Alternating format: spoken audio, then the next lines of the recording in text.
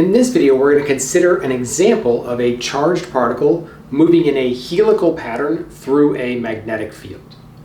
So our basic setup is that we have a charge. It is positively charged with a charge of 3 microcoulombs with a mass of 4 × 10 to the negative 12th kilograms. And it is moving with this velocity, 100 meters per second in the x-hat direction and 300 meters per second in the z-hat direction. Now, if we want to know where that actually points, we need to set up a coordinate system. And the coordinate system that I've chosen here is that to the right is the positive x direction, upwards is the positive y direction, and out of the board is the positive z direction. Now, in setting up a coordinate system, we should first check that it is in fact right-handed. That is, x hat cross y hat equals z hat. So let's check using our right-hand rule that in fact we satisfy that condition, x hat cross y hat equals z hat.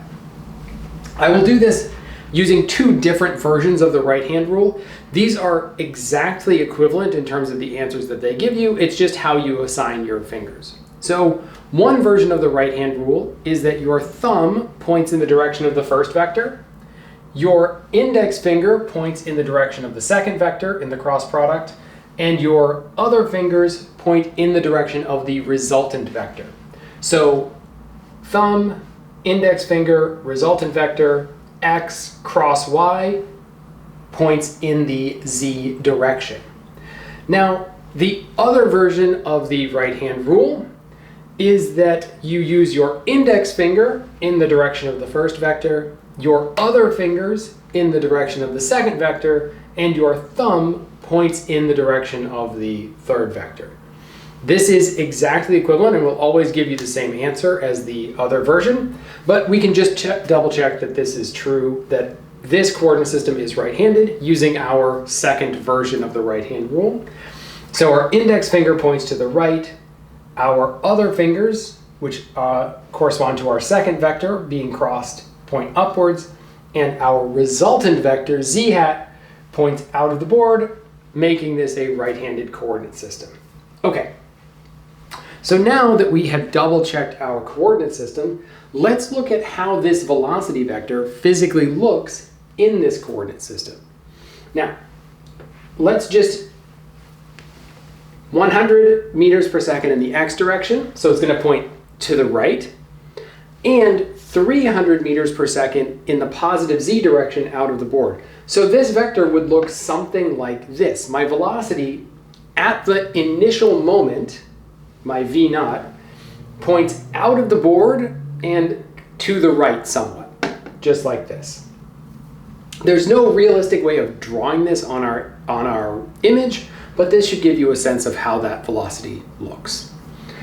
And finally, we write down our magnetic field. Our magnetic field is uniform and to the right, so 6 x hat and units of millitesla. Okay, so our goal in this problem is going to be to find 3 basic things. 1, we want to find the pitch of the particle's path. That is, how far does the particle travel in between each of the spirals of the helix. We would also like to find the period of the particle's path. That is, how long does it take to get from the bottom around a loop and back to the bottom? And finally, the radius of the particle's path, which is the distance from the center of the spiral to the edge. So those are the 3 things that we're going to find, and along the way we're going to learn a bunch of other interesting things about this system. Now that we have a general picture of what we're trying to do, let's first begin by looking at the force on this particle as it moves and see that it does in fact follow a path similar to what I have drawn here. Okay, to do that, we are simply going to find the magnetic force using the equation F equals QV cross B for this particle in this magnetic field. To take this cross product, we have set up our matrix here, where we have x hat and y hat and z hat on the first row. We have the components of the velocity vector, the first vector that is being crossed in the second row, and the magnetic field vector in the third row. We haven't written out actual number values here, we've just written Vx and Vz. That is the x component and z component of the initial velocity. And we have written out the x component of the magnetic field, and we've set everything that doesn't show up here, so our y and z components of magnetic field, for example, to 0 to simplify our math. Okay, taking the determinant of this matrix, which, remember, the idea is that we take the x hat here and we multiply it by the cross multiplication of this submatrix. So we cover this row or column, we cover this row, and we take 0 times 0 minus Vz times 0. Both of those terms are 0, so our first term goes like x hat times 0. Next, what we do is we cover the middle column and the top row. This is our y hat term, and it comes with a minus sign. And then we take the cross multiplication of the corner terms there, and we get 0, Vx times 0, minus Vz times Bx. And finally, we take our z hat and we do exactly the same thing, but because our cross multiplication each has a 0 in it, we have Vz multiplied by 0. So there's only one non-zero term in our cross product, and it is this Vz multiplied by Bx, and it points in the y hat direction. Notice that I have two minus signs there, so it actually points in the positive y hat direction. Plugging this in, the values for the x component, or sorry, the z component of the velocity and the x component of the magnetic field, we get 54 times 10 to the negative 7th newtons in the y hat direction. So what this tells us is that initially, when the particle is coming out of the board, it is feeling a force in the y direction, which is going to cause it to curve upwards, right? If I have some particle that's moving this way and I apply a force up on it, it is going to start to curve. So our path is going to begin to curve like this. Notice that there is no force in the x direction, right? Our force here is only in the y direction. And so as our particle curves, it's going to continue to move in the x direction. And if we remember from a previous video, we talked about circular paths within a magnetic field. As it curves up, the direction of the force is going to continue to change, and we are going to start moving in a circle, right? But that circle is going to be continuously being pushed to the right here because my velocity to the right is constant. This is what leads to the helical path. I am having this circular motion while also having my particle move at a constant velocity to the right. To double check this, we're going to look at one more spot on the helical path and make sure that our force looks exactly like we think it should. So what we're going to do is we're going to look at this spot here. Now let's just check the force on our particle at one other point in this helical path and make sure that it fits our expectations. So as the particle moves through its path, it is eventually going to be headed back into the board here, right?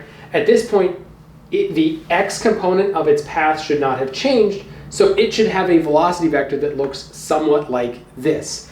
That is, it should have exactly the same x component, and now it should be heading into the board with this z component.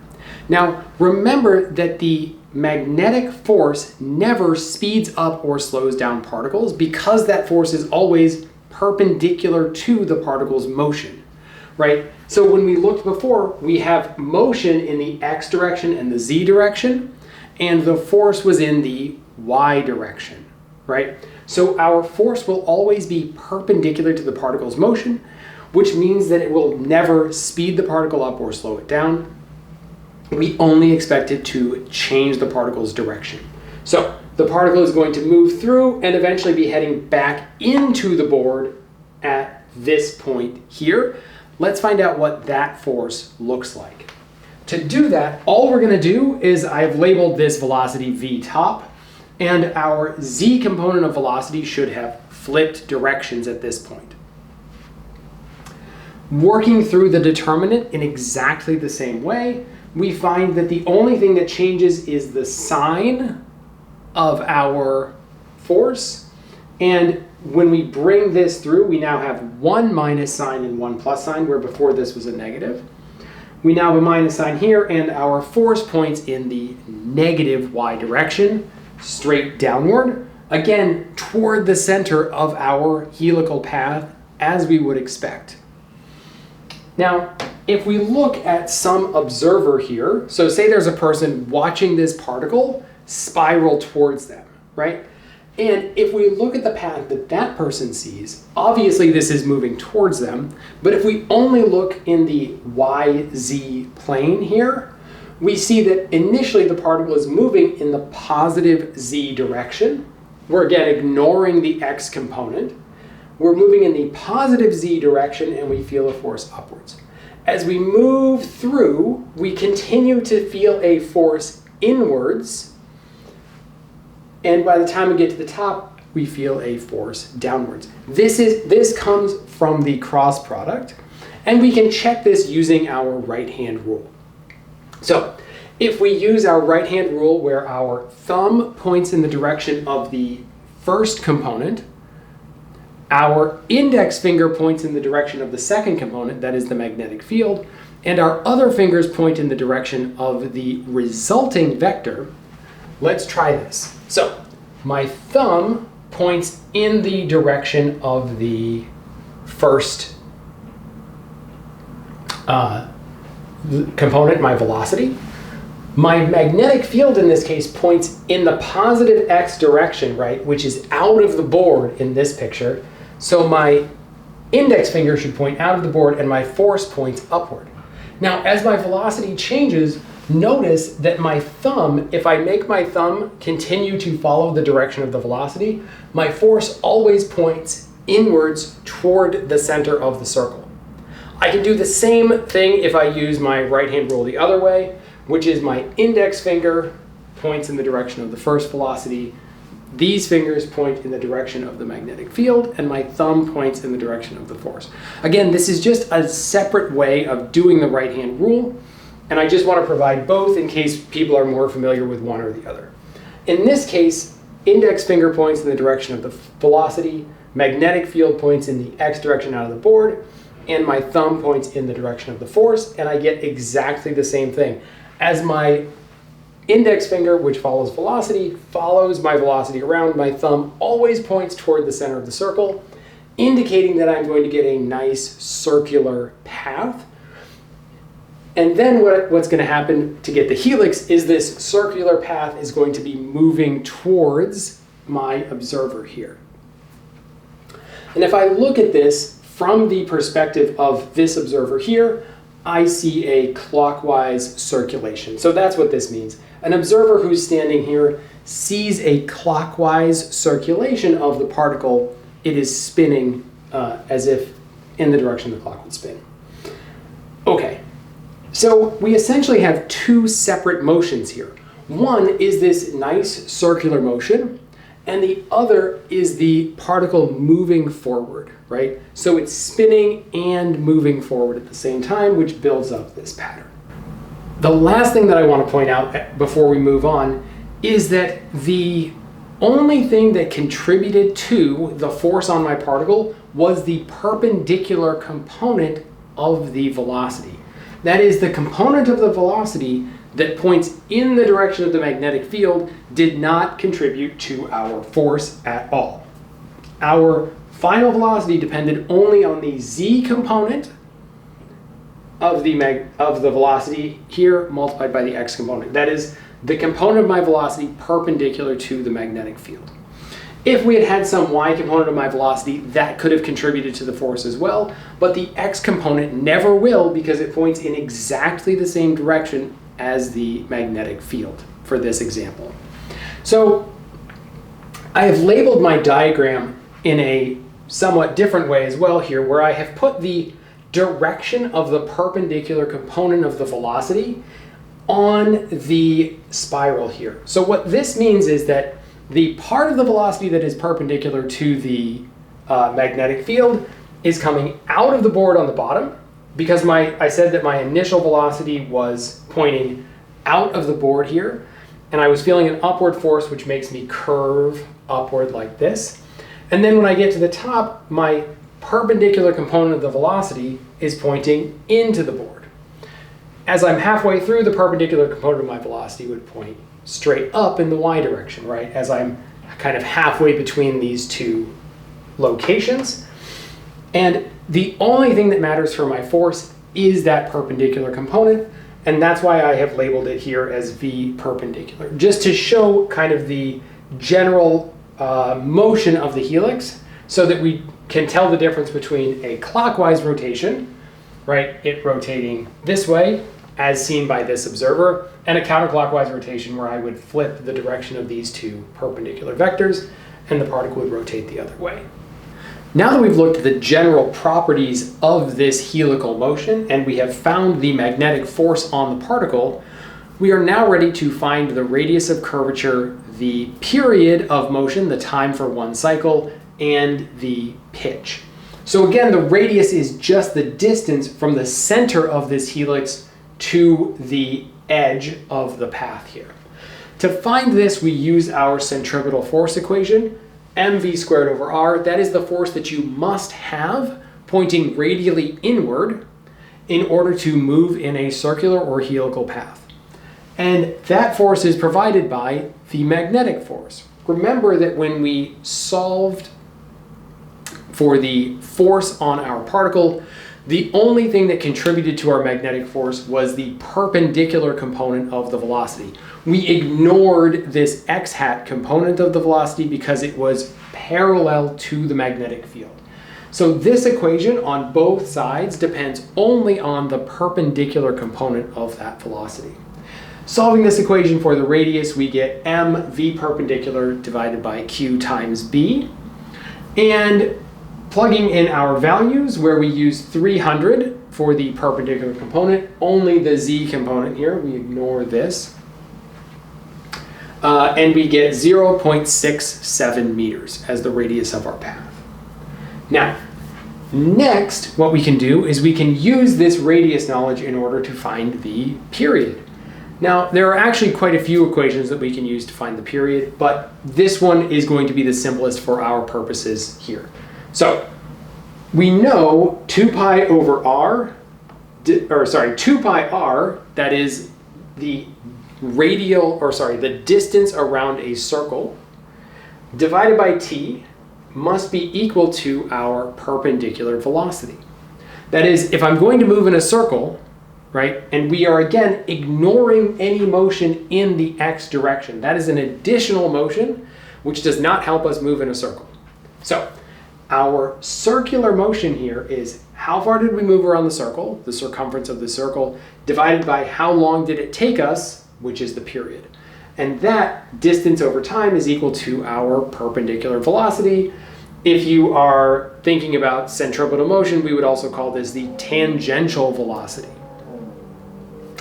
Solving this equation for the period, we get 2 pi r divided by v perpendicular. And solving this here using our known radius and our known perpendicular velocity, we get 0.14 seconds. Now, if we know the period, it's very easy to find the pitch. That is, we're saying, how far does the particle travel during one full rotation? Well, I know how long one full rotation is, and I know how fast the particle is moving in the x direction. So how far did it travel? Just velocity in the x direction, or velocity parallel to the magnetic field, multiplied by the period, multiplying these two things together, where our v parallel is our x component of velocity. Multiplying these two things together, we get 1.4 meters. Now, our pitch, the distance that we traveled between points on the helix, is 1.4 meters, and our radius is only 0.67 meters. So this picture is obviously not accurate in terms of being to scale for this problem. So let's just quickly look at what a more realistic picture of this motion would look like. Here I have tried to draw a picture that is at least closer to the realistic picture of this motion. That is, the pitch is very long in comparison with the radius of the particle's curvature. So it's moving in these big, long, kind of spiral motion. And you can think of this kind of like a slinky, where I really stretch the slinky. So I can't really stretch my slinky nearly this long, but I'm really stretching out the helical motion of this such that I move a long way for each cycle. As a quick recap of what we've discussed in this video, we have been looking at how to create a helical motion of a particle by having it move through a magnetic field. The perpendicular component of the velocity, that is the component of the velocity perpendicular to the magnetic field, contributes to the circular motion of the particle, while the component of the velocity in the same direction or parallel to the magnetic field causes the helical pattern, where the particle moves along the direction of the magnetic field lines while it does this circular pattern, somewhat like a stretched slinky. We also used our knowledge of the centripetal force to find the radius and therefore the period of the particle's path. And finally, we used that information to also find the pitch, which is the distance between similar points on the helix.